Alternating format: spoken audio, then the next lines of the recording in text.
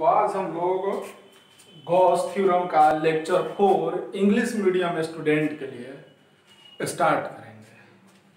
And now I am going to discuss about the second application of Gauss theorem, जिसका नाम है electric intensity due to solid sphere. यानी आज के lecture में हम लोग गॉस थ्योरम का 4th लेक्चर पढ़ने जा रहे हैं और ये इंग्लिश मीडियम के लिए क्लास है। और इस लेक्चर में गॉस थ्योरम का एप्लीकेशन नंबर 2 पढ़ेंगे। एप्लीकेशन नंबर 2 जो है वो ये है कि electric intensity due to solid sphere. यानी सेकेंड एप्लीकेशन जो है पढ़ने वाले आज जो है उस टॉपिक का नाम है electric intensity due to solid sphere.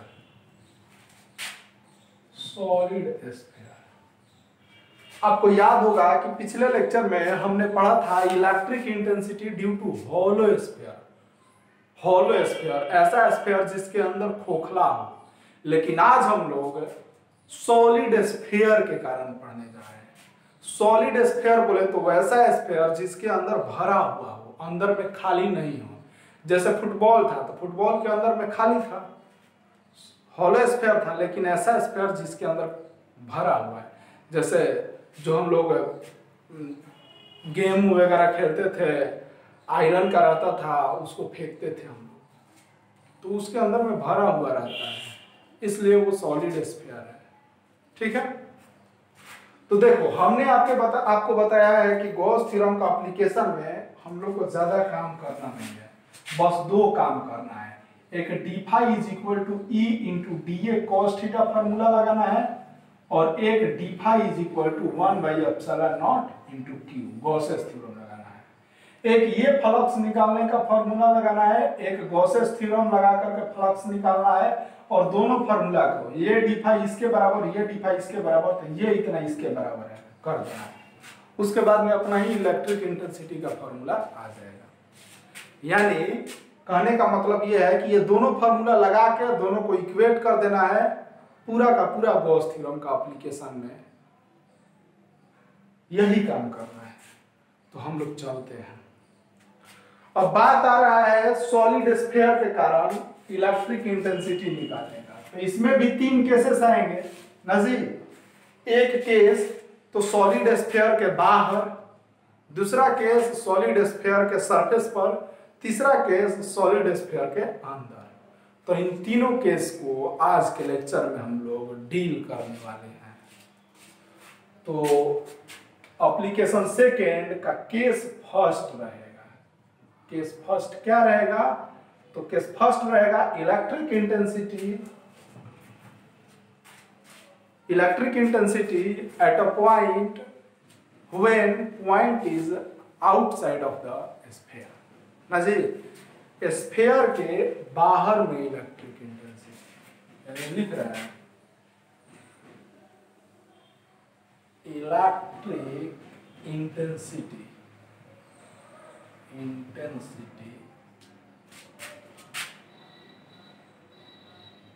outside the sphere.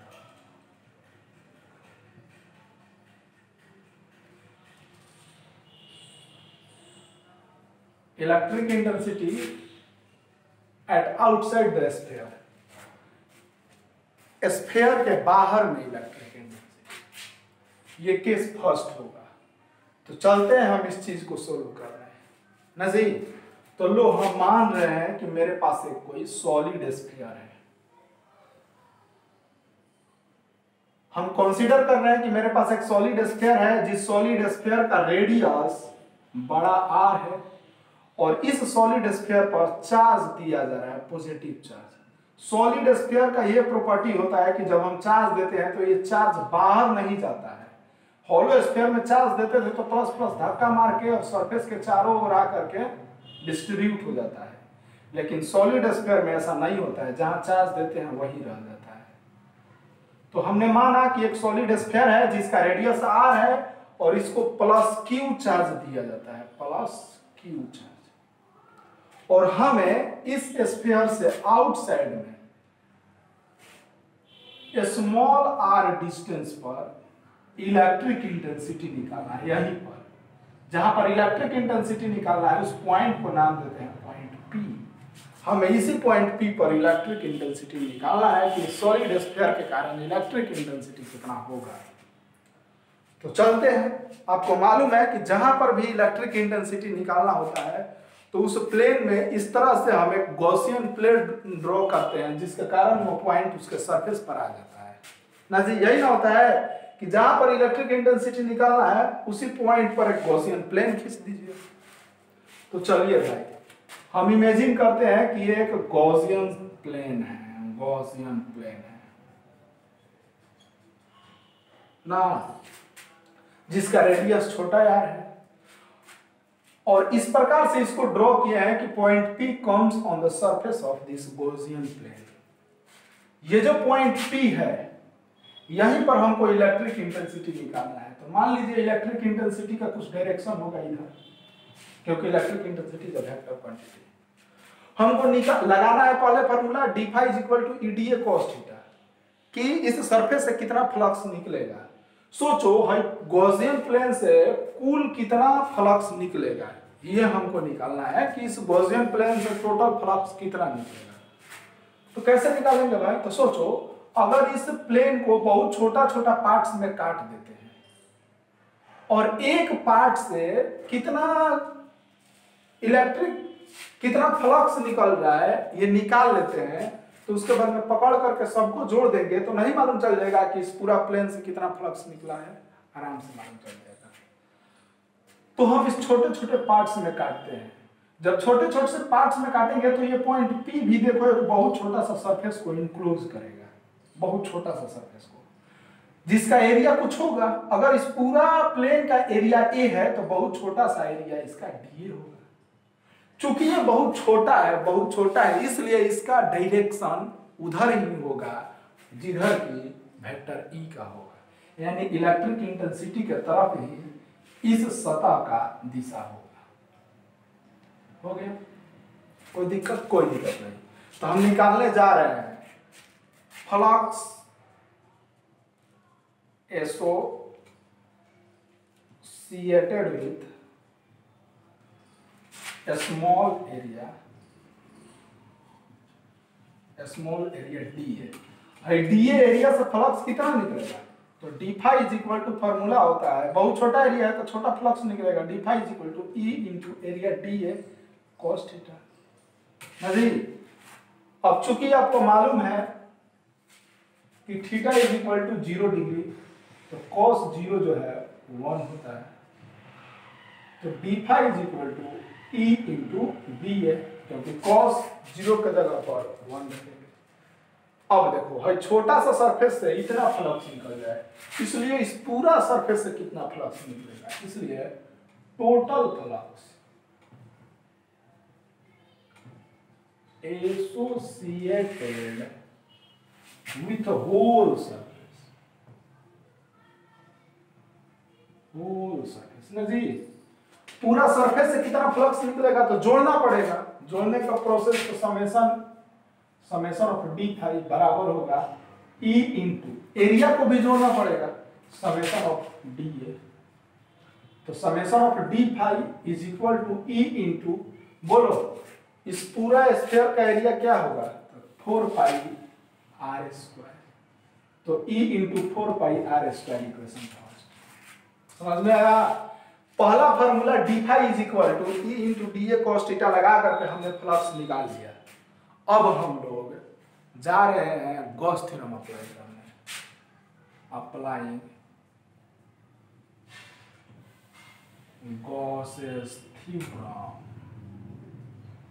Gauss theorem लगाने के लिए क्या कहा जाता है कि सरफेस से कुल कितना फ्लक्स निकलेगा ये बराबर होता है 1/ε0 × charge enclosed inside the surface, यानी whole total flux. Gauss theorem हम लगाते हैं total flux associated with whole surface ना जी।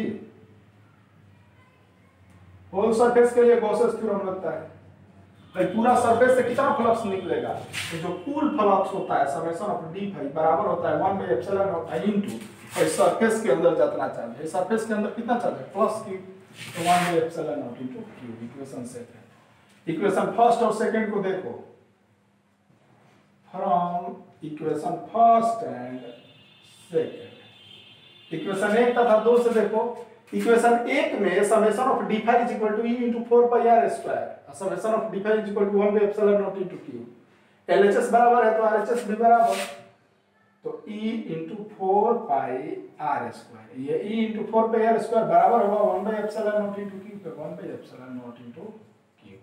तो e is equal to 1 by 4 pi epsilon 0 नीचे आ जाएगा 4 pi epsilon 0 q divided by r square. देख रहे हो, ये जो फॉर्मूला हो गया आउटसाइड के लिए हो गया, यानी जो सॉलिड स्फीयर के कारण बाहर में इलेक्ट्रिक इंटेंसिटी होता है उसके लिए formula 1/4 pi epsilon 0 q divided by r square. Solid sphere के कारण आउटसाइड में formula 1/4 pi epsilon 0 q divided by जितना डिस्टेंस पर निकालना है उसका स्क्वायर। यानी हॉलो स्फीयर हो या सॉलिड स्फीयर हो या पॉइंट चार्ज हो, सबके लिए आउटसाइड में formula 1/4 pi epsilon 0 q divided by r square होता है। आपने पॉइंट चार्ज में भी पढ़ा था कि पॉइंट चार्ज के कारण इलेक्ट्रिक इंटेंसिटी का formula 1/4 pi epsilon 0 q divided by r square, solid sphere के कारण भी 1/4 pi epsilon 0 q divided by r square, hollow sphere के कारण भी 1/4 pi epsilon 0 q divided by r square. कोई दिक्कत नहीं होनी चाहिए, ये बाहर में हो गया। अब बात आता है सरफेस पर, किस second at the surface of sphere. आप यहां देख सकते हैं, और बात आती है सरफेस पर, case second electric intensity at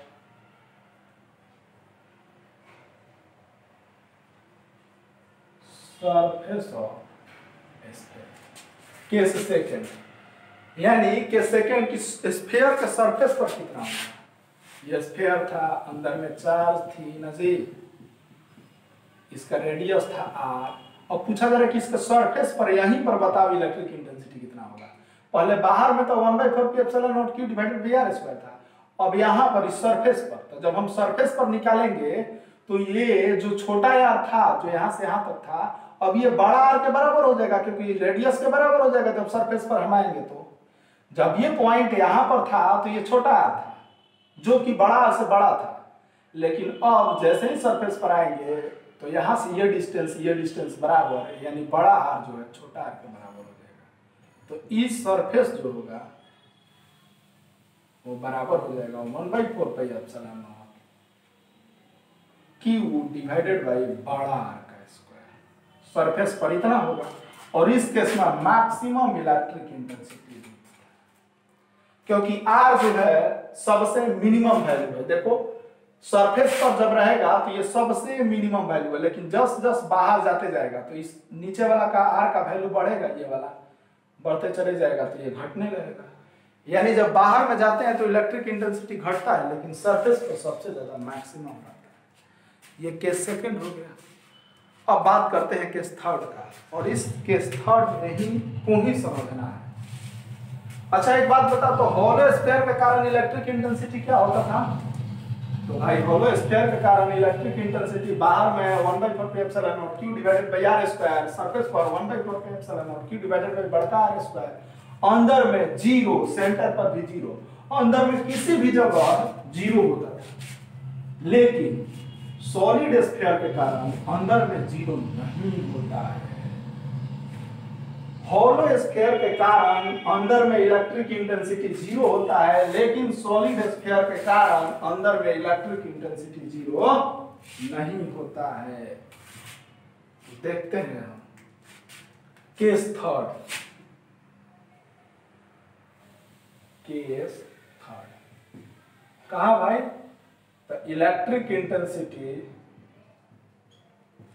electric intensity inside the sphere।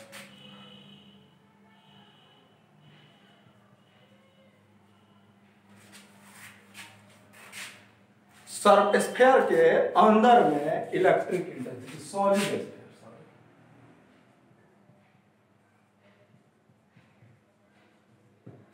Electric intensity inside the solid sphere.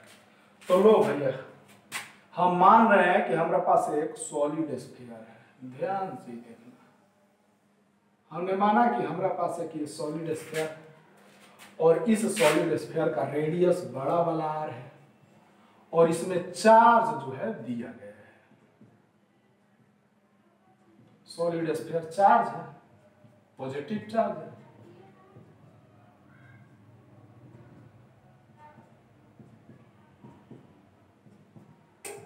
हो गया, पॉजिटिव चार्ज है। अब कहा जा रहा है कि आप इस सॉलिड स्फीयर के अंदर में कहां पर, यहां पर, यहां पर, यहां पर, कहीं पर भी अंदर में, यहीं पर, यहां पर, जो कि इस सेंटर से कुछ दूरी पर है, मान लो ये सेंटर से छोटा यार दूरी पर है, यहीं पर आप इलेक्ट्रिक इंटेंसिटी बताइए कितना होगा। यानी इस पॉइंट पर बताइए, जो कि ये स्फीयर के अंदर में है, पॉइंट P है, और यहां पर इलेक्ट्रिक इंटेंसिटी बताइए। नजीर तो बताते हैं, क्या करते हैं, जहां पर इलेक्ट्रिक इंटेंसिटी निकालना होता है वहां पर एक गॉसियन प्लेन ड्रॉ करते हैं। लो भाई, गॉसियन प्लेन है आपका।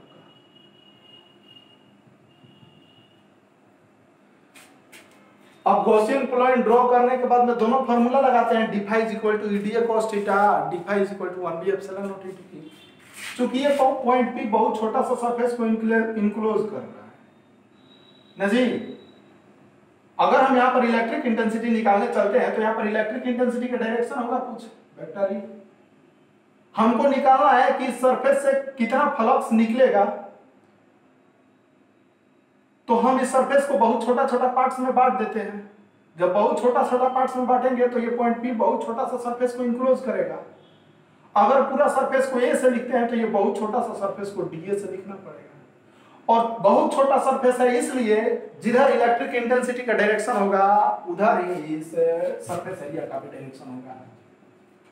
अब हम आराम से फ्लक्स निकल रहा है कि flux associated with A small area ds। नजीर, तो dA से जो फ्लक्स निकलेगा वो बराबर होगा E × dA cos थीटा। कोई दिक्कत है? हमको मालूम है कि थीटा कितना है, 0 डिग्री है, तो cos 0 जो है 1 होता है, तो d phi = E × dA होगा।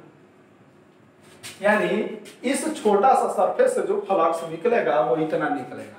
हमको निकालना है कि होल सरफेस से कितना निकलेगा, इसलिए total flux associated with whole surface, पूरा सरफेस से कितना निकलेगा तो जोड़ना पड़ेगा भाई। पूरा सरफेस से निकालने के लिए तो summation of d phi = E × summation of d है, तो summation of d phi = E × summation of d है। पूरा इसका 4 pi r², 4 pi r² equation काम हो गया पहला। दूसरा काम गॉस थ्योरम लगाना है, तो applying Gauss theorem.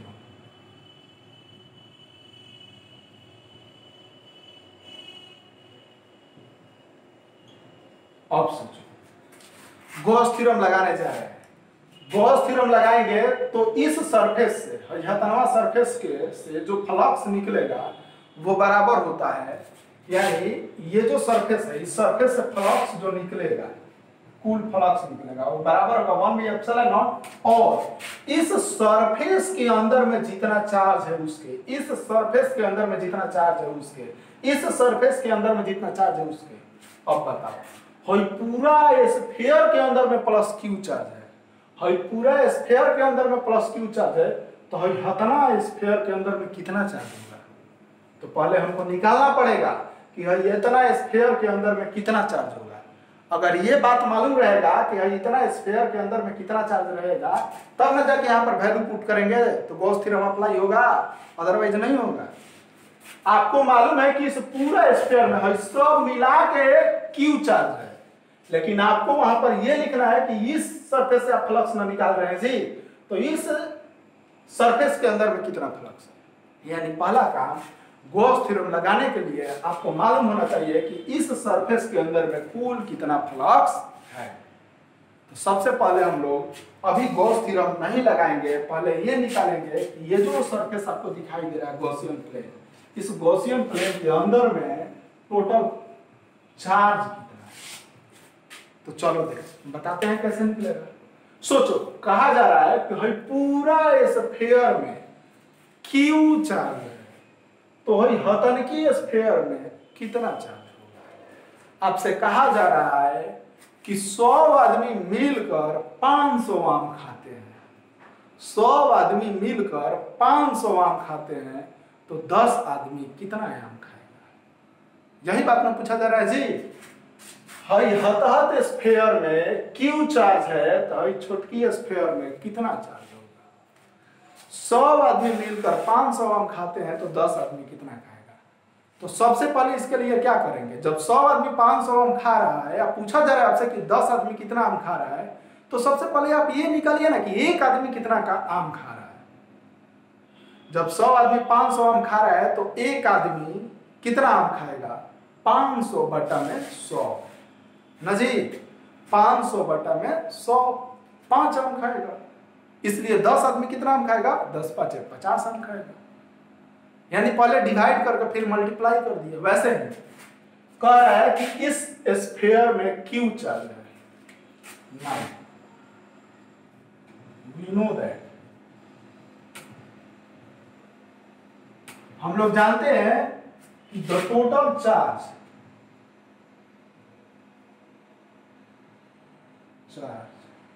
on sphere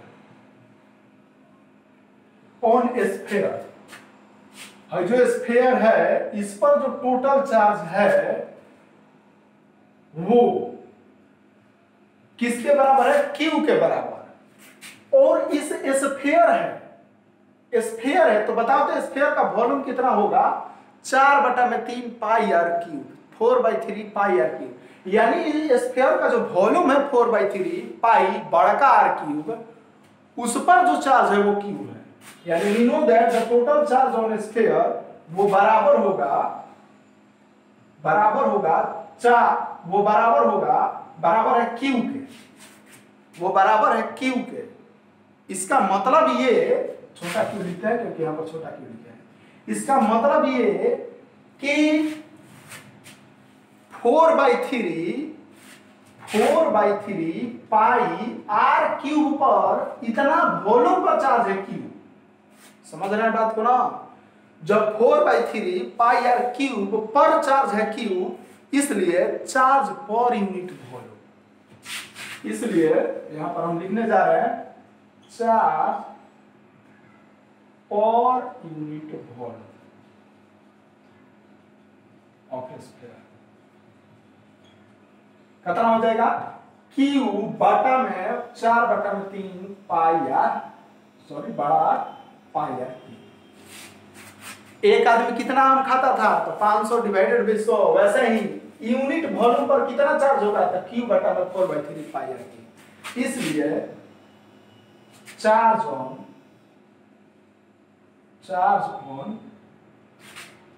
ये जो है, अगर इस सरफेस को नाम देते हैं हम S1 और इस सरफेस को नाम देते हैं S2, तो चार्ज ऑन स्फीयर S2, इसको अगर हम नाम देते हैं S2, इसको S1 नाम दे दे रहे, क्या दिक्कत है। तो चार्ज ऑन स्फीयर S2 जो है वो कितना हो जाएगा, क्यू बटा में 4/3 pi r cube into, multiply करना पड़ेगा 4/3 pi r cube, 4/3 pi 4/3 pi cut गया। तो जो चार्ज होगा वो बराबर है क्यू इंटू आर क्यूब बटा में बड़ा आर क्यूब। समझ में आया बात? यानी और जो छोटकी स्फीयर आपको दिखाई दे रहा है ना, इस स्फीयर के अंदर क्यू आर क्यूब बटा में आर क्यूब चार्ज है। अब आप गॉस थ्योरम लगा सकते हैं, क्योंकि अब हमको मालूम चल गया कि इस गॉसियन प्लेन के अंदर कितना चार्ज है। तो अब हम लगाने जा रहे हैं गॉस थ्योरम। अब मिटा दे रहे हैं, इसकी जरूरत नहीं है, आप समझ गए होंगे ना जी। अब गॉस थ्योरम आराम से लगा देंगे, आ जाएगा। तो अब लगाते हैं applying Gauss theorem.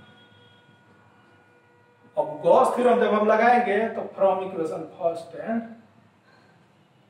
Second, sorry अभी गॉस थ्योरम कहां लगाए, गॉस थ्योरम लगाएंगे तो टोटल फ्लक्स जो होगा, total flux associated with whole surface से जो टोटल फ्लक्स निकलेगा वो summation of D phi is equal to 1 by epsilon naught. और उसके अंदर में चार्ज कितना था, क्यू आर क्यू बटा में आर क्यू, इतना इक्वेशन सेकेंड।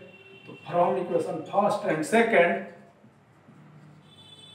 फर्स्ट और सेकेंड को देखो तो क्या हो जाएगा, समेशन ऑफ डी फाई इसके बराबर, उधर समेशन ऑफ डी फाई इसके बराबर, तो E into 4 pi R square बराबर होगा 1 by epsilon naught Q R Q बटा में बड़ा आर क्यू। 2 आर से ये 2 आर कट गया, 1 आर बचेगा, तो E is equal to 1 by, ये नीचे चल जाएगा 4 pi epsilon naught into Q R बटा में आर। ये जो हो गया अंदर के लिए यानी इनसाइड के लिए फॉर्मूला हो गया। यानी कहने का मतलब है कि सॉलिड स्फीयर के कारण अंदर में जो इलेक्ट्रिक इंटेंसिटी होता है उसका फॉर्मूला होता है 1/4 pi epsilon naught Q R बटा में आर क्यू। ठीक है, जहां पर भी निकालना है कितना डिस्टेंस है सेंटर से, उसको रखना पड़ेगा अंदर के लिए। तो हॉलो स्फीयर के कारण अंदर में इलेक्ट्रिक इंटेंसिटी 0 होता था, लेकिन सॉलिड स्फीयर के कारण अंदर में electric intensity 1/4 pi epsilon naught Q R बटा में आर क्यूब होता है।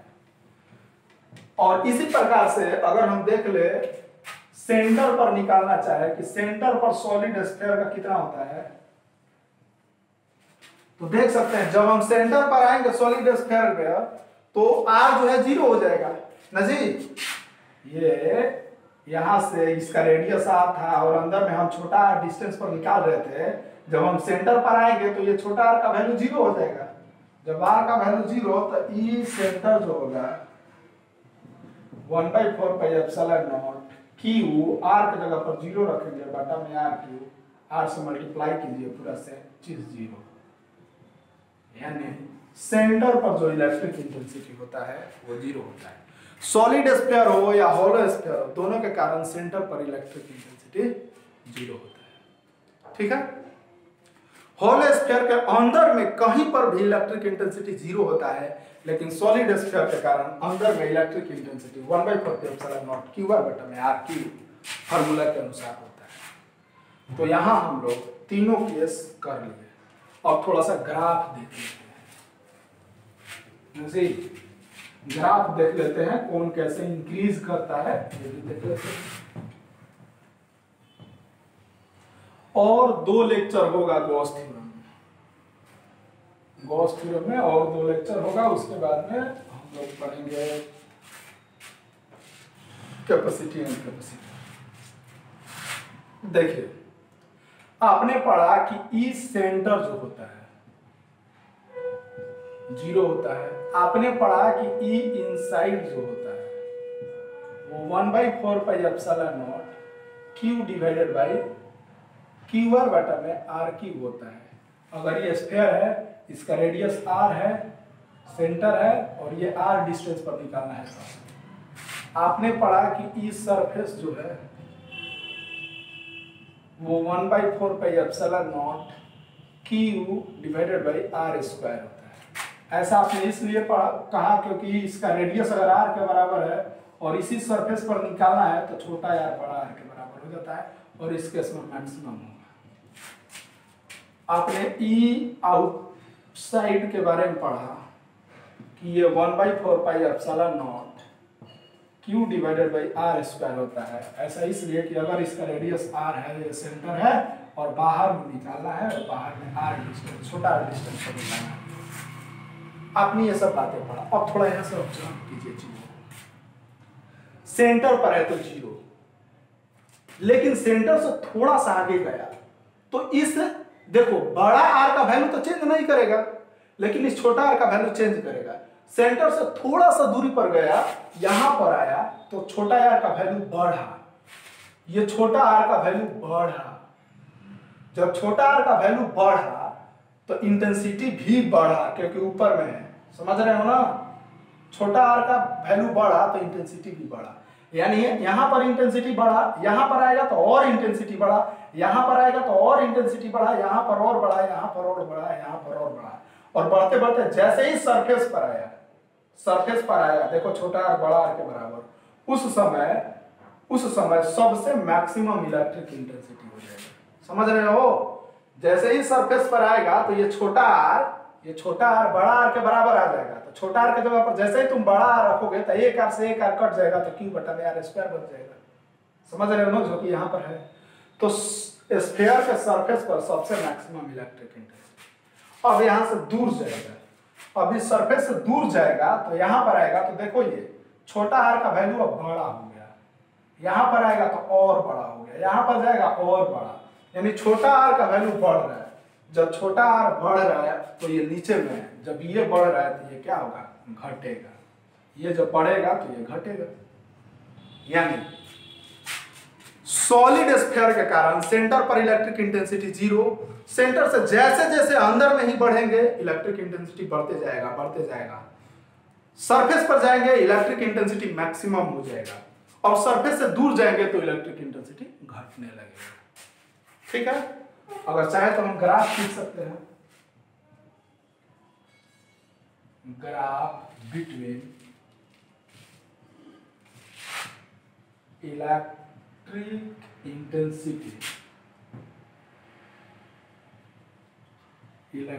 Intensity and distance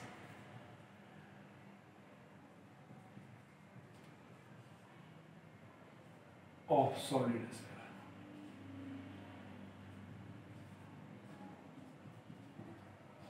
solid sphere के डिस्टेंस और इलेक्ट्रिक इंटेंसिटी के बीच ग्राफ। अगर बात करें हम ग्राफ का, तो इधर अगर हम डिस्टेंस को दर्शा रहे हैं, आर से लिखते हैं डिस्टेंस को, अगर इधर हम इलेक्ट्रिक इंटेंसिटी को दर्शा रहे हैं, और उधर इलेक्ट्रिक इंटेंसिटी को दर्शा रहे हैं, इधर डिस्टेंस को दर्शा रहे हैं, तो कैसे होगा। देखो सेंटर पर क्या है, सेंटर बोले तो ओरिजिन पर डिस्टेंस भी 0, इलेक्ट्रिक इंटेंसिटी भी 0, ठीक है 0 है। लेकिन जैसे जैसे सेंटर से हम दूर जाएंगे इलेक्ट्रिक इंटेंसिटी इस फॉर्मूला से बढ़ते जाएगा ना जी। जैसे जैसे दूर जाएंगे वैसे वैसे बढ़ते जाएगा। देखो यहाँ पर है डिस्टेंस इतना, तो इलेक्ट्रिक इंटेंसिटी बढ़ गया, और डिस्टेंस बढ़ा इलेक्ट्रिक इंटेंसिटी बढ़ गया। यहाँ पर आए और डिस्टेंस बढ़ा इलेक्ट्रिक इंटेंसिटी बढ़ा, यहाँ पर आए और इलेक्ट्रिक इंटेंसिटी डिस्टेंस बढ़ा इलेक्ट्रिक इंटेंसिटी बढ़ा, यहाँ पर आए तो डिस्टेंस बढ़ते बढ़ते मान लो स्फीयर पर आ गया, सरफेस पर आ गया स्फीयर के। जैसे ही सरफेस पर आएगा तो उस केस में छोटा r बड़ा r के बराबर हो जाएगा। जैसे ही बराबर होगा तो उस केस में इलेक्ट्रिक इंटेंसिटी मैक्सिमम होगा। अब स्फीयर के सरफेस पर आ गया इलेक्ट्रिक इंटेंसिटी मैक्सिमम, अब स्फीयर से दूर जा रहा है, यानी दूरी बढ़ेगा तो इलेक्ट्रिक इंटेंसिटी घटेगा। देख लो बाहर में दूरी बढ़ेगा इलेक्ट्रिक इंटेंसिटी घटेगा। तो ऐसा खींचना होगा कि ये वाला बढ़े ये वाला घटे, तो ऐसे ड्रॉ करते हैं पैराबोलिक। हो गया। देखो यहाँ पर आया तो ये डिस्टेंस इतना दूर हो गया, इलेक्ट्रिक इंटेंसिटी इतना से घट के यहाँ आ गया। जब ये यहाँ पर आया तो डिस्टेंस बढ़ के इतना हुआ, लेकिन इलेक्ट्रिक इंटेंसिटी घट के इतना हो गया। इस प्रकार से डिस्टेंस बढ़ते गया, इलेक्ट्रिक इंटेंसिटी घटते गया, और अंततः ये आकर के एक्स एक्सिस के पैरेलल हो गया। देखो पैरेलल, इसका मतलब यह है कि इलेक्ट्रिक इंटेंसिटी कभी 0 नहीं होगा। अगर ये काट देता तो इसका मतलब इलेक्ट्रिक इंटेंसिटी 0 हो सकता है। तो ये ग्राफ हो गया। ग्राफ आपको दिमाग में रहना चाहिए, तो कोई प्रॉब्लम नहीं होनी चाहिए। तो अभी तक हमने दो एप्लीकेशन में क्या पढ़ा? हमने ये पढ़ा कि हॉलो स्फीयर के कारण सेंटर पर इलेक्ट्रिक इंटेंसिटी जीरो होता है और सॉलिड स्फीयर के कारण भी इलेक्ट्रिक इंटेंसिटी सेंटर पर जीरो होता है। हॉलो स्फीयर के कारण अंदर में कहीं पर इलेक्ट्रिक इंटेंसिटी जीरो होता है, लेकिन सॉलिड स्फीयर के कारण अंदर में इलेक्ट्रिक इंटेंसिटी 1/4πε0 Q/r/में फार्मूला के अनुसार होता है। हॉलो स्फीयर के कारण सरफेस पर इलेक्ट्रिक इंटेंसिटी मैक्सिमम 1/4πε0 Q/r² होता है। सॉलिड स्फीयर के कारण भी यही होता है 1/4πε0 Q/r²।